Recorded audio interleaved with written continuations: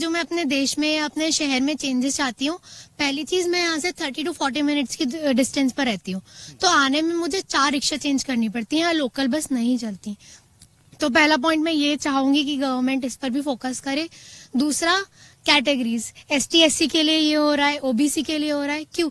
आप financially support करें, marks वगैरह में ये सब मैं नहीं चाहती कि वो देना चाहिए। कि कुछ पॉलिटिकल पार्टीज होती हैं जो बस इलेक्शन के टाइम पे एक्टिव रहती हैं, उन्हें मतलब हम लोगों को ये देखना चाहिए और हम लोगों को उनको ज्यादा सपोर्ट करना चाहिए जो इलेक्शन के टाइम इलेक्शन के टाइम के अलावा जो 5 साल का पूरा दौर होता है उनमें एक्टिव रहे, उनमें हमारे लिए कुछ ऐसी योजनाएं कुछ बनाए जो मतलब टोटली पूरे एक बैलेंस रहे। बाकी ऐसा नहीं कि मतलब 6 महीने आप एक्टिव रहे फिर गायब हो गए, पता ही नहीं है, सरकार है भी नहीं कि नहीं है। प्रभाव राजनेता के प्रभाव में जो जितने भी युवा लोग हैं, छात्र छात्राएं वगैरह हैं, जो लड़कों की मैं बात करूं 80% मूर्धन देखने को मिलता है ट्रैक्टरों पर, उनकी रैलियों में, जो उनके एग्जाम होते हैं उसमें भी रुचि ज्यादा दिखाते हैं। वो अपने भविष्य के करियर को भटककर राजनीति वाले में चले जाते हैं झंडा उठाने के लिए, जबकि उनको नहीं करना चाहिए। आज मध्य प्रदेश देख लो, चाहे उत्तर प्रदेश देख लो, अगर आज टॉप रैंकिंग हासिल कर रही है तो लड़कियां कर रही हैं। लड़कों का यही है, आज की डेट में 80%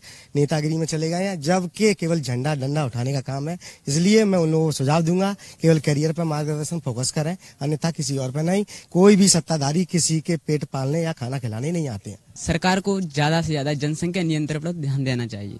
बहुत बड़ा मुद्दा है, क्योंकि जनसंख्या ज्यादा होगी तो प्रॉब्लम ज्यादा होंगी, और प्रॉब्लम तो आती जाती रहती हैं। क्योंकि सरकार को बहुत ज्यादा ध्यान देना चाहिए, क्योंकि ज्यादातर किशोरावस्था में सरकार को शिक्षा में बहुत सारे ऐड करना चाहिए, क्योंकि यौन अवस्था से संबंधित जितनी भी फेज है उनके बारे में समझना चाहिए। इसलिए जनसंख्या नियंत्रण पर बहुत ज्यादा ध्यान देने की जरूरत है, और ये फिर तो विकास हो ही जाएगा जब जनसंख्या नियंत्रण पर ध्यान दिया जाएगा। कम जनसंख्या रहेगी तो अच्छे रहेंगे, स्वस्थ रहेंगे, हेल्दी रहेंगे, वो काम वो चलता रहेगा। गवर्नमेंट कितना भी काम कर दे, पर एक सिविक सेंस की थोड़ी सी कमी है कि हर जगह कचरा फेंक देते हैं लोग, और उससे बीमारियां फैलती है और उससे बहुत हेल्थ प्रॉब्लम्स होती है। तो मैं यही चाहूंगा कि ग्वालियर को एकदम साफ और स्वच्छ बनाने की कोशिश की। पढ़ाई का स्ट्रक्चर अच्छा हो कि ज्यादा से ज्यादा इक्विपमेंट्स हो, लोग यूज कर सकें, और जाके भविष्य में और भी उनका विकास होगा। और जहाँ पे इतना देखा है, मैंने ऑब्जर्व किया है कि अभी भी लोग मतलब कुछ भी चीज अभी इतना अच्छे से नहीं है, डेवलप नहीं है इतना अभी। बस आते हैं तो जैसे वोटिंग का टाइम होता है तब सही चीजें सही हो जाती हैं, फिर उसके बाद वैसे का वैसा ही हो जाता है। कि हमारे शहर के महाराज हैं ज्योतिरादित्य सिंधिया जी, जैसे कि वो ग्वालियर में भी आए हैं, तो उनके आने पर रोड इतनी अच्छी बनाई गई, इतनी स्ट्रीट लाइट लगाई गई है, लाइक वो कटोरा ताल साइड महल के पास में। सर इतना उजाला, इतना प्रकाश है सर, अगर यही प्रकाश अगर बच्चों के भविष्य में हो तो बहुत अच्छा होगा। वो रोड्स तो इलेक्शंस के बाद वो लाइट्स भी बंद हो जाएगी, वो रोड्स भी खराब हो जाएगी, बट हमारा फ्यूचर वहीं की वही। अभी वो जो बच्चे सफर कर रहे हैं, वो ट्रांसपोर्टेशन से सफर कर रहे हैं, कोई किसी चीज से सफर कर रहा है, सर ये सफर तो रहेगा ही, फ्यूचर में भी यही है। तो एक्सपेक्टेशन तो उनसे अभी नहीं है, लाइक आप बोल रहे हैं एक बनाते हैं जो भी सिस्टम है, बट कोई होपलेस।